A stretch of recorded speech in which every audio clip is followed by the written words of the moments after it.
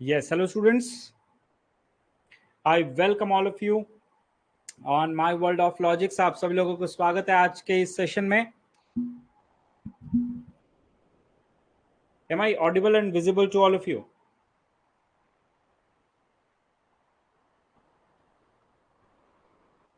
एक बार फटाफट से कंफर्मेशन दे देंगे, उसके बाद हम लोग क्लास स्टार्ट करते हैं. Okay, fine. So interpretation of statute series का अगला टॉपिक आज हम लोग स्टार्ट करने जा रहे हैं, that is presumptions. Exam point of view के लिए इंपॉर्टेंट है. एक क्वेश्चन पूछा गया है पहले प्रिजम्पशंस के ऊपर. ठीक है, तो आज का जो टॉपिक होगा वो है presumptions in the law, in the interpretation of law. अब अभी तक हम लोगों ने क्या क्या पढ़ लिया है? अभी तक हमने इस चैप्टर में इंट्रोडक्शन में हमने meaning of interpretation of statutes, meaning of statutes, classification of statutes, primary rules हमने 5 देखे. उसके बाद हमने सेकेंडरी रूल्स भी कवर कर लिया. तो जितने एग्जाम पॉइंट ऑफ व्यू से जो मोस्ट इंपॉर्टेंट टॉपिक्स है वो हमने ऑलमोस्ट कवर कर लिया है. That is primary rules of interpretation and secondary rules of interpretation. Sir लेकिन आप तो हर टॉपिक स्टार्ट होने से पहले बोलते ये एग्जाम पॉइंट ऑफ व्यू से इंपॉर्टेंट है. यस बेटा, ऐसा इसलिए क्योंकि इंस्टीट्यूट का कोई भरोसा नहीं है वो कब क्या पूछ ले. इसीलिए मैं कहता हूं कि जो कुछ भी आप लोगों के मॉड्यूल में दिया है 100% हम उसको कवर करेंगे और हर एक चीज हम लोग पढ़ेंगे, फिर चाहे वो एग्जाम में आए या ना आए. अगर एग्जाम में आ जाता है वेल एंड गुड, नहीं आता है तो आप ये समझ लीजिए कि आपके प्रोफेशन में वो काम जरूर आएगा. और ये एक ऐसा चैप्टर है इंटरप्रिटेशन ऑफ स्टैट्यूट्स जो प्रैक्टिकल लाइफ में आपके काम आएगा, लॉ को इंटरप्रिट करने के लिए काम आएगा. मैंने ये अपने आर्टिकलशिप में काफ़ी ये प्रॉब्लम फेस की थी इंटरप्रिटेशन को लेके, just because the chapter was not clear in our syllabus at that time. ठीक है, तो आइए शुरू करते हैं इंटरप्रिटेशन ऑफ स्टैट्यूट्स का नेक्स्ट टॉपिक, प्रिजम्पशंस. अब प्रिजम्पशंस होता क्या है और क्यों प्रिजम्पशंस को इंपॉर्टेंस दिया जाता है? तो presumptions is nothing but some things which are assumed that it exist. कुछ ऐसी चीजें जिसे हम मान लेते हैं उसे हम कहते हैं प्रिजम्पशंस.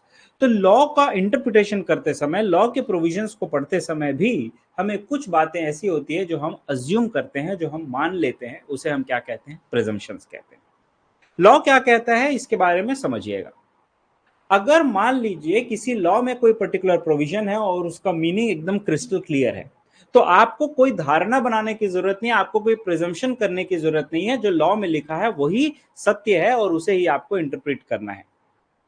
प्रिजम्पशन की जरूरत तब पड़ती है जब लेजिस्लेशन का इंटेंशन क्लियर नहीं होता है और बहुत सारे प्रिजम्पशंस हमको लेने पड़ते हैं. उस केस में ये इंपॉर्टेंट रोल प्ले करता है, that is presumption. So when the meaning of the law is clear, there is no need for presumption. But if the intention of the legislature is not clear, there are number of presumptions which are as follows. तो आइए देखते हैं कौन कौन से presumptions हैं. ठीक है, आपके मॉड्यूल में जो चीजें दी गई है ये आपका टॉपिक है presumption interpretation of statute chapter का. पेज नंबर है 103.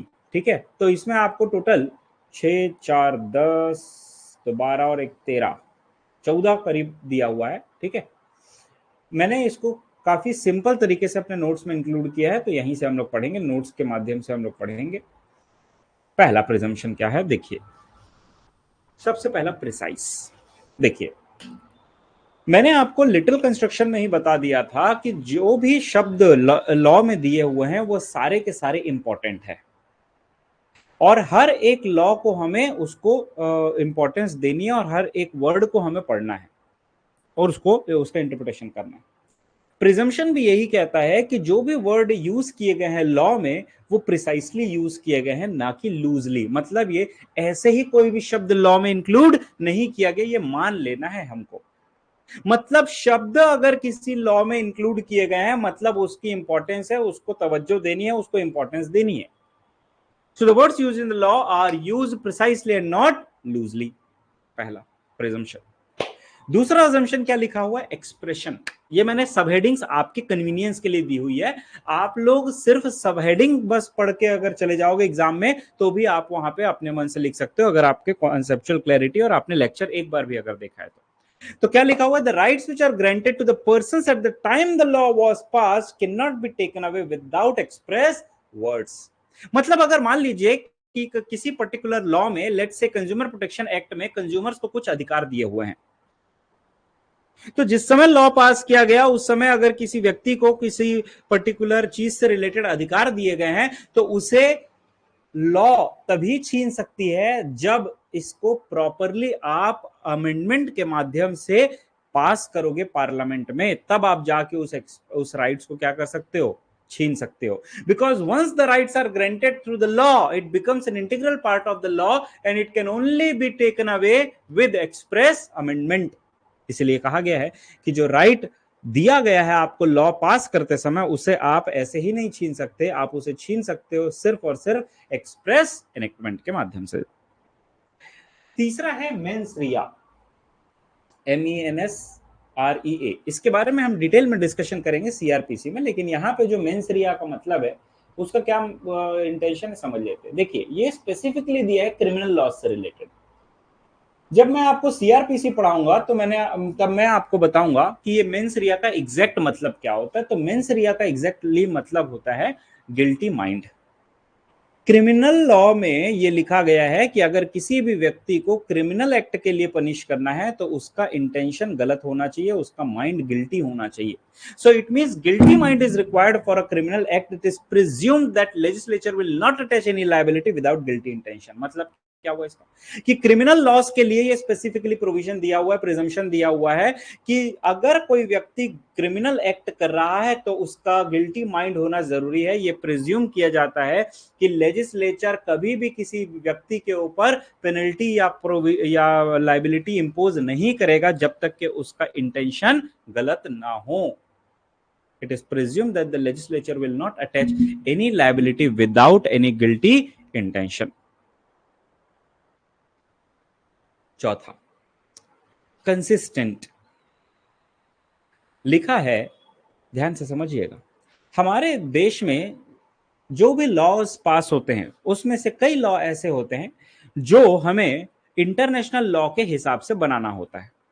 जैसे भारत जो है वो यूनाइटेड नेशंस का मेंबर है, तो जो भी नेशन यूनाइटेड नेशंस के मेंबर होते हैं उन सभी देशों को वो सभी लॉज से कंप्लायंस करना होता है जो इंटरनेशनल लॉज बनाता है। फॉर एग्जाम्पल, जैसे भारत में एक आईटी एक्ट पास हुआ है, इंफॉर्मेशन टेक्नोलॉजी एक्ट 2000 पास हुआ है। उसके 3-4 साल पहले यूनाइटेड नेशन ने एक लॉ पास किया था, यूएन सिट्रल लॉ। तो यूएन सिट्रल ने मतलब यूनाइटेड नेशंस ने जब इंफॉर्मेशन टेक्नोलॉजी को इंपॉर्टेंस दी और इंफॉर्मेशन टेक्नोलॉजी से रिलेटेड लॉज पास किए, तो भारत सरकार ने भी उसी से रिलेटेड उसी को बेस मानते हुए अपने भारत देश में एक इंफॉर्मेशन टेक्नोलॉजी एक्ट 2000 पास किया। अब यहां पे प्रिजम्पशन क्या कह रहा है? ये कह रहा है कि हम ये प्रिज्यूम करते हैं कि जो लॉ भारत में पास हुआ है वो इंटरनेशनल लॉ से इनकंसिस्टेंट नहीं है। मतलब इंटरनेशनल लॉ में जो प्रोविजंस दिए गए हैं और इंडियन एक्ट में जो प्रोविजंस दिए हुए हैं वो दोनों एक दूसरे से कॉन्फ्लिक्ट नहीं करते, वो दोनों एक दूसरे के विरोधाभासी नहीं है। लेकिन अगर मान लीजिए कि कोई पर्टिकुलर एक्ट का कोई पर्टिकुलर प्रोविजन भारत के परिप्रेक्ष्य में लिखा गया है या भारत के पॉइंट ऑफ व्यू से लिखा गया है, जो भारत के कल्चर, भारत के एटमॉस्फेयर या भारत के कल्चर के हिसाब से इंपॉर्टेंट है, तो उसको हम सिर्फ और सिर्फ इस वजह से रिजेक्ट नहीं कर सकते कि ये इंटरनेशनल लॉ से इनकंसिस्टेंट है। मतलब जनरली क्या कहा जा रहा है कि जो भी लॉ भारत में पास हो रहा है it should not be inconsistent with the international law. However the law can not be declared as void only on the ground of this कि भैया वो इनकंसिस्टेंट है। नहीं, I hope this is clear. Simple सा मतलब यह है कि जनरल प्रोविजन कहता है कि इंटरनेशनल लॉ और भारत का लॉ दोनों कंसिस्टेंट होना चाहिए, दोनों में किसी प्रकार का विरोधाभासी सिचुएशन नहीं होना चाहिए। हालांकि अगर ऐसा सिचुएशन अराइज होता भी है तो उस केस में हम सिर्फ और सिर्फ इस ग्राउंड पे इंडियन लॉ को इनकंसिस्टेंट या वॉइड नहीं मानेंगे। क्लियर है? इसमें कोई डाउट है तो बेटा आप पूछ लो। Anyone having any kind of doubt? देखिए, प्रिजम्पशन जिस तरीके से हमने प्राइमरी रूल्स और सेकेंडरी रूल्स को पढ़ा प्रॉपरली, एक्ट के मतलब रेफरेंस दे के, एग्जांपल्स के माध्यम से, केस स्टडीज के माध्यम से, प्रिजम्पशन ऐसा है कि जिसमें हम लोगों को सिर्फ मतलब समझना है और क्या क्या प्रिज्यूम किए जा सकते हैं उसको मैं आपको प्रॉपरली एक्सप्लेन करूंगा। जैसे जैसे आप आगे बढ़ते चले जाएंगे, जैसे जैसे हम एक्ट पढ़ते चले जाएंगे, अलग अलग लॉस पढ़ते चले जाएंगे, आपको ये सारी चीजें ऑटोमेटिकली क्लियर होते जाएंगी। ठीक है, नेक्स्ट आपका है एक्सप्रेस्ड अमेंडमेंट। मतलब क्या है?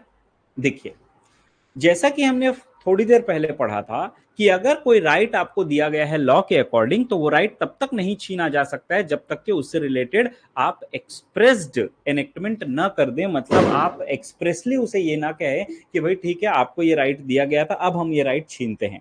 तो इसका मतलब ये है कि आपको अमेंडमेंट करना पड़ेगा, और जब तक आप अमेंडमेंट नहीं करोगे, अमेंडमेंट का भी प्रोसेस वही होता है जो लॉ पास करने का प्रोसेस होता है। So legislature does not make any alteration in the existing law except through express enactment. इसीलिए जो कंपनीज एक्ट 2013 में पास हुआ था, उसमें जब अमेंडमेंट करने की बारी आई तो कंपनीज अमेंडमेंट एक्ट 2018 भी अलग से आया। तो मतलब ये हुआ कि आपको कोई भी बदलाव करना है एग्जिस्टिंग कानून में तो उसके लिए आपको एक्सप्रेस अमेंडमेंट लाना पड़ेगा। अगला प्रिजम्पशन क्या है? अगला प्रिजम्पशन ये है कि लेजिस्लेचर मान लेता है कि लॉ में कोई गलती लेजिस्लेचर ने नहीं की है, लॉ बनाते समय लेजिस्लेचर ने कोई गलती नहीं की है। सर ये क्या बात हुई? अगर ऐसा होता तो बताइए अमेंडमेंट क्यों आता? तो बेटा यही तो बात है, ध्यान से समझिएगा। जब इंटरप्रिटेशन कर रहा होगा कोर्ट, तो कोर्ट ये देखेगा कि जो लॉ लिखा गया है उसका इंटरप्रिटेशन हम करें, उसमें हम गलतियां ना ढूंढें कि ये पर्टिकुलर एक्ट में लिखा हुआ प्रोविजन गलत है। और कोर्ट का काम क्या है? देखिए, यहां पे जुडिशरी का काम, एग्जीक्यूटिव का काम और पार्लियामेंट का काम, तीनों का काम अलग अलग है। कोई भी एक दूसरे के काम में इंटरफेरेंस नहीं कर सकता, ऐसा संविधान कहता है। मतलब पार्लियामेंट का काम है लॉ बनाने का, तो ये माना जाता है कि पार्लियामेंट ने अगर लॉ बनाया है तो बहुत सोच समझ के बनाया है, बहुत चर्चा करके बनाया है, दोनों पक्ष के लोगों के डिबेट के बाद बना है, प्रेसिडेंट का उसमें एसेंट है। इतने सारे बुद्धिजीवी जब इस एक पर्टिकुलर कानून को बना रहे हैं तो इसमें गलती होने की संभावना न के बराबर है, ऐसा माना जाता है। जब देखा जाता है कि इसको अप्लाई करने में बहुत सारी चीजें जो है वो लूपहोल हो गई है या बहुत सारे लूपहोल्स हैं इस कानून में, तब अमेंडमेंट लाया जाता है। क्योंकि कानून बनाने वाले से ज्यादा बुद्धिमान कानून तोड़ने वाले होते हैं। कानून तोड़ने के लिए लोग अलग अलग तरीके का दिमाग लगाते हैं। लॉ में जो कमियां होती है उसका फायदा उठा के लोग अपने फायदे के लिए काम करते हैं। जब सरकार को पता चलता है कि हे भगवान, इसमें तो हमने ये लूपहोल छोड़ दिया है, तब अमेंडमेंट किया जाता है। लेकिन जब कोई पर्टिकुलर एक्ट कोर्ट के सामने जाता है इंटरप्रिटेशन के लिए, तो ये माना जाता है कि लॉ मेकर्स ने लॉ ड्राफ्ट करते हुए किसी प्रकार की कोई गलती या त्रुटि नहीं की है। जब पार्लियामेंट को लगता है या सरकार को लगता है कि हाँ यार, इसमें ये तो गलती हो गई है, जैसे एक केस हुआ था वोडाफोन इंडिया का और इनकम टैक्स का। ठीक है, मेरा एक पुराना वीडियो है यूट्यूब पे मौजूद है, उसमें आप एक बार देख सकते हैं। पहला जो वीडियो मैंने बनाया था रूल ऑफ लिटरल कंस्ट्रक्शन के ऊपर, ठीक है, उसमें मैंने रूल ऑफ लिटरल कंस्ट्रक्शन का था या फिर इंट्रोडक्शन का था, दोनों में से एक था। मैं वीडियो का लिंक डिस्क्रिप्शन बॉक्स में अटैच कर दूंगा। उसमें मैंने वोडाफोन और इनकम टैक्स का डिटेल में केस लॉ डिस्कस किया है, और मैंने बताया है कि किस तरीके से इंटरप्रिटेशन किया जा रहा था और किस तरीके से सरकार को उस पर्टिकुलर एक्ट में या पर्टिकुलर प्रोविजन में बार बार अमेंडमेंट करना पड़ा अपने फायदे के लिए। तो यहां पे यही कहा गया है कि जनरली प्रिज्यूम किया जाता है कि legislature has no mistake in drafting a particular law. However, when they know yeah when they come to know that we have made a particular loophole in that particular provision, then they make an amendment. Next, natural justice. अब ये natural justice का provision क्या कहता है? देखिए, इस ये जो कॉन्सेप्ट है नेचुरल जस्टिस, इसको हम डिटेल में एक दूसरे चैप्टर में पढ़ेंगे। बहुत ही इंपॉर्टेंट कॉन्सेप्ट है और बहुत डिटेल में उसके बारे में दिया गया है, that is principles of natural justice. अब ये प्रिंसिपल ऑफ नेचुरल जस्टिस क्या कहता है, इसका एक सिंपल सा मतलब मैं आपको बताता हूं। अन्याय नहीं होना चाहिए, किसी भी व्यक्ति के साथ अन्याय नहीं होना चाहिए, और जस्टिस न सिर्फ हो बल्कि वो होता हुआ दिखे भी। मतलब ये कि अगर मान लेते हैं किसी व्यक्ति के ऊपर 30 साल तक केस चला, समझना इस बात को, एक व्यक्ति के ऊपर 30 साल तक केस चला, 30 साल तक वो प्रताड़ित होता रहा, 30 साल तक वो पेशे में आता रहा, 30 साल तक उसको लोगों की जो है लोगों का एलिगेशंस, लोगों का दुर्व्यवहार, लोगों की बदतमीजी झेलनी पड़ी, मीडिया का आरोप झेलना पड़ा, और लास्ट में 30 साल केस चलने के बाद अंततः पता चला कि वो व्यक्ति बेकसूर है। तो सोचिए कि इतनी लंबी प्रक्रिया जिसमें उसका आधा जीवन निकल गया इस केस के लिए, उसके बाद पता चलता है कि वो निर्दोष है, तो क्या इस जस्टिस का कोई मतलब होगा? Justice delayed is justice undone इसीलिए कहा जाता है क्योंकि जितना ज्यादा अन्याय में देरी होगी उतना ज्यादा वो अन्याय के जैसा लगने लगेगा। इसीलिए इस प्रिजम्पशन के हिसाब से कोर्ट को ये प्रिज्यूम करना होता है कि लेजिस्लेचर ने जो पावर दी है उसका फेयर एक्सरसाइज करना इंपॉर्टेंट है। मतलब ये कि जो भी पावर इसमें इंपोज किया गया है या जो भी पावर दिया गया है किसी भी अथॉरिटीज को या किसी भी लोगों को, उसमें आपका एक रिस्पॉन्सिबिलिटी भी है कि ये फेयरली एक्सरसाइज्ड हो। Under this presumption, the court shall presume that the legislature, while granting a drastic power, must intend that it should be fairly exercised. इसीलिए जब हम कॉन्स्टिट्यूशन ऑफ इंडिया चैप्टर पढ़ेंगे तो कॉन्स्टिट्यूशन ऑफ इंडिया में हम लोगों को जो फ्रीडम दिया गया है, ठीक है, फंडामेंटल राइट्स दिया गया है, उसमें साथ ही साथ बहुत सारे रिस्ट्रिक्शंस भी लगाए हैं। फॉर एग्जांपल, जैसे फंडामेंटल राइट है freedom of speech and expression. तो freedom of speech and expression ये कहता है कि आप जो चाहे वो बोल सकते हैं, लेकिन उसके साथ साथ कुछ रिस्ट्रिक्शंस भी दिए गए हैं कि ये सारी चीजें आप नहीं बोल सकते या नहीं कर सकते। आपको बोलने की आजादी, आपको अभिव्यक्ति की आजादी है। यही एक ऐसा प्रोविजन है जिसके कारण देश में लोग जो है वो कुछ भी बोलते हैं, जो है अलग अलग देश विरोधी नारे भी लगाते हैं बड़े बड़े संस्थानों में, इसी फ्रीडम के तहत। यही freedom of speech and expression उनको मिला है आर्टिकल के तहत, फंडामेंटल राइट्स के अंतर्गत। इसीलिए ये इतना ज्यादा खुल के बोल पा रहे हैं। फिर भी लोग कहते हैं कि देश में तानाशाही है, संविधान खतरे में। अरे गधों, उसी संविधान के अंतर्गत तुमको ये बोलने की आजादी मिली है कि तुम देश विरोधी नारे लगा सक रहे हो। तो कहने का मतलब यहां पे ये है कि जो कुछ भी यहाँ पे हम लोग प्रिजम्पशन में पढ़ रहे हैं, ये आप लोगों को नेचुरल जस्टिस के प्रिंसिपल्स को आगे हम जब कॉन्स्टिट्यूशन पढ़ेंगे तो डिटेल में डिस्कस करेंगे। एक्सप्रेस एनेक्टमेंट को मैं फिर से समझा देता हूँ। सिंपल सा मतलब ये है बेटा, अमेंडमेंट का सिंपल सा मतलब होता है एग्जिस्टिंग कानून में होने वाला बदलाव। फॉर एग्जाम्पल, अगर मान लीजिए सरकार ने कोई लॉ पास किया, कंपनीज एक्ट 2013 पास किया, जैसे जैसे समय बदलते चले जाता है कानून में बदलाव लाना इंपॉर्टेंट होता है। तो जब आपने कानून लाया पूरी प्रक्रिया फॉलो करके, तो उसमें जो बदलाव किया जाएगा वो भी प्रॉपरली आपको करना पड़ेगा। ऐसा नहीं है कि लोग सिर्फ मतलब सरकार जो है कल के दिन उठ के बोली कि आज से हम इस पर्टिकुलर प्रोविजन को हटाते हैं और इस पर्टिकुलर प्रोविजन को इंसर्ट करते हैं। ऐसा नहीं कर सकती सरकार। सरकार को प्रॉपरली पार्लियामेंट में अमेंडमेंट के लिए डिस्कशन करना पड़ेगा। पार्लियामेंट में अमेंडमेंट के ऊपर डिस्कशन होगा, उसके बाद वो वोटिंग होगी और उसके बाद वो पास होगा। तो अमेंडमेंट का भी वही प्रोसेस है जो हम लोग लॉ में पढ़ते हैं, लॉ पास करने का process. I hope expressed amendment आपको क्लियर होगा बेटा। ठीक है, नेक्स्ट हम बात करते हैं फ्रीडम की। फ्रीडम क्या कहता है? The law does not compel anyone to do the things which are fruitless. मतलब लॉ या कानून कोई भी किसी भी व्यक्ति को कोई ऐसा काम करने के लिए बाध्य नहीं करता है जो यूजलेस है। मतलब ये अगर कोई कानून में किसी प्रकार मतलब कानून में लॉ मेकर्स ने कोई चीज लिख दिया है कि ये आपको करना है, तो ये मान लिया जाता है कि ये फ्रूटलेस नहीं है, ये फालतू नहीं लिखा हुआ है कि इसको करना है, ये इसका कोई ना कोई मतलब है, इसका कोई ना कोई सेंस है, लेजिस्लेचर का कोई इंटेंशन है जिसकी वजह से ये डाला गया है प्रोविजन। इसीलिए ये प्रिज्यूम किया जाता है while interpretation of statute that the law does not compel anyone to do the things which are fruitless. बेमतलब का कार्य करने के लिए कानून बाध्य नहीं करता है, ये कहा गया है।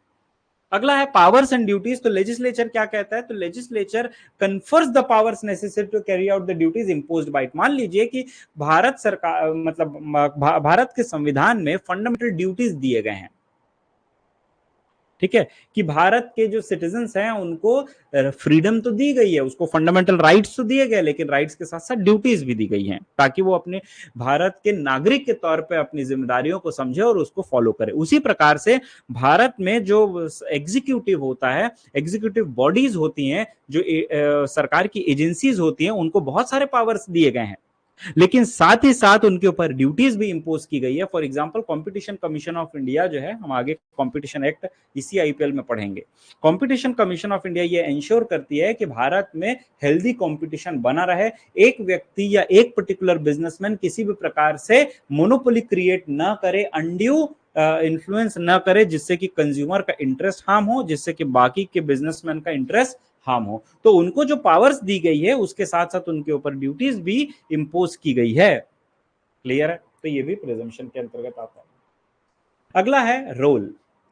देखिए ये मान लिया जाता है कि लेजिस्लेचर ने जब कानून बनाया तो उनको पता था कि एग्जीक्यूटिव का रोल और जुडिशरी का रोल क्या है। देखिए यहाँ पे ये तीनों की बात है, यहाँ पे सिर्फ लेजिस्लेचर की बात नहीं है, यहाँ पे तीनों की बात है कि जब लेजिस्लेचर कानून बना रहा है तो उसको पता होना चाहिए कि एग्जीक्यूटिव का काम और जुडिशरी का काम क्या है। एग्जीक्यूटिव जब इंप्लीमेंटेशन कर रहा है तो उसको सिर्फ और सिर्फ इंप्लीमेंटेशन पे ध्यान देना है।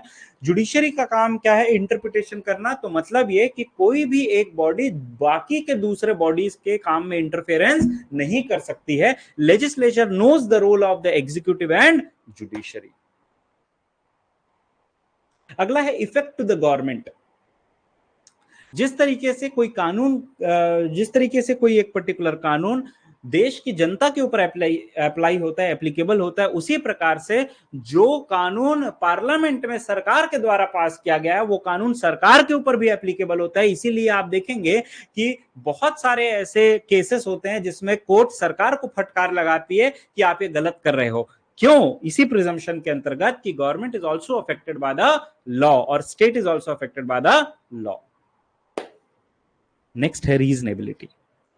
रीजनेबिलिटी प्रोविजन क्या कहता है कि लेजिस्लेचर जो है वो कोई भी ऐसा काम करने को नहीं कहेगा किसी लॉ के माध्यम से जो इनकन्वीनियंट है या अनरीजनेबल है। मतलब अगर भारत सरकार ने मतलब अगर मान लीजिए कि पार्लियामेंट ने कोई कानून पास किया, तो पार्लियामेंट ने अगर कोई कानून पास किया और उसमें किसी व्यक्ति के ऊपर या किसी बिजनेस यूनिट के ऊपर या किसी भी इंस्टीट्यूशन के ऊपर कोई काम करने का ऑब्लिगेशन डाला गया है, तो ये अज्यूम कर लिया जाएगा कि लेजिस्लेचर का इंटेंशन मतलब लेजिस्लेचर ने जो कहा है वो न तो किसी प्रकार से इनकन्वीनियंस है सामने वाले के लिए, न तो ये अनरीजनेबल है। मतलब ये किया जा सकता है और इसका किया जाना इंपॉर्टेंट है, इसलिए लेजिस्लेचर ने इस पर्टिकुलर काम को करने के लिए कहा है।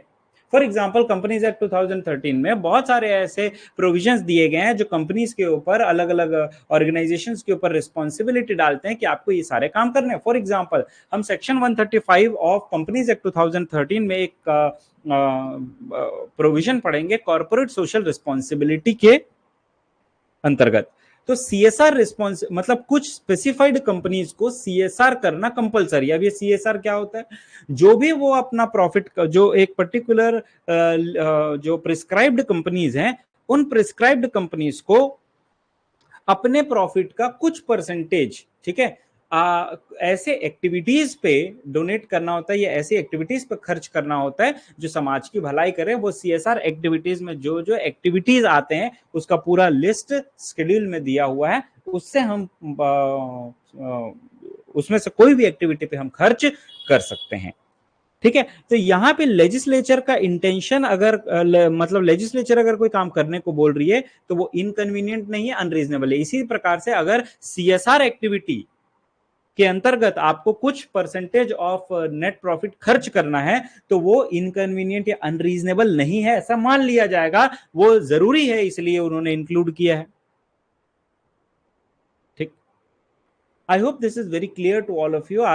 प्रिजम्पशन जो कि एक बहुत इंपॉर्टेंट टॉपिक था एग्जाम पॉइंट ऑफ व्यू से, आई होप आप लोगों को क्लियर होगा। ये प्रिजम्पशन में देखिए जो सीएस का सिलेबस है, जो सीएस के क्वेश्चंस का पैटर्न है, उसमें मैक्सिमम 8 नंबर के क्वेश्चंस पूछे जाते हैं। ठीक है, ज्यादातर क्वेश्चन आपको 4 नंबर और 5 नंबर के पूछे जाएंगे। 2 क्वेश्चन ऐसे होते हैं जो 8-8 नंबर के पूछे जाते हैं। तो आप कोई भी प्रोविजन या कोई भी टॉपिक पढ़ें तो आप ये सोचे कि भाई मेरे को 8 पॉइंट याद रखने हैं।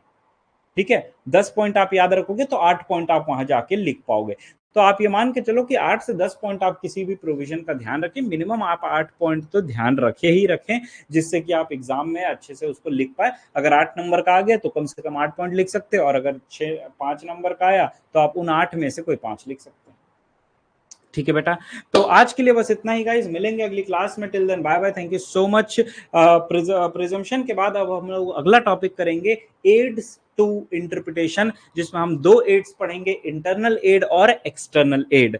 अगली क्लास में हम इंटरनल एड कवर करेंगे। आज के लिए बस इतना ही, मिलेंगे अगली क्लास में। बहुत बहुत धन्यवाद।